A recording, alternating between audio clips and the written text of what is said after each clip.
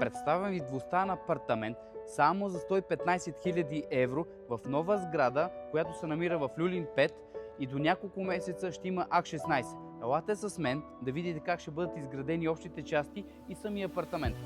Влизаме първо в общите части на блока. Виждате, в момента още се довършват, но вече е ясно как ще изглеждат. Окачен таван, LED осветление, тъмни врати с качествен обков. Буквално хотелска визия.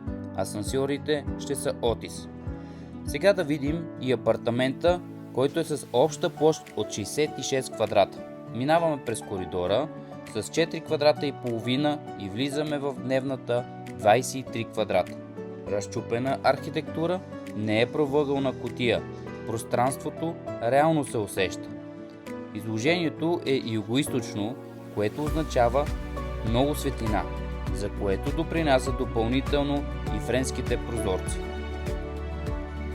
От тук излизаме на уютната тераса с площ от 2,7 квадрата, прекрасно място за сутрешното ви кафе и моменти на спокойствие. Тук може да посрещнете деня, наслаждавайки се на топлите слънчеви лъчи и усещането за комфорт и уют.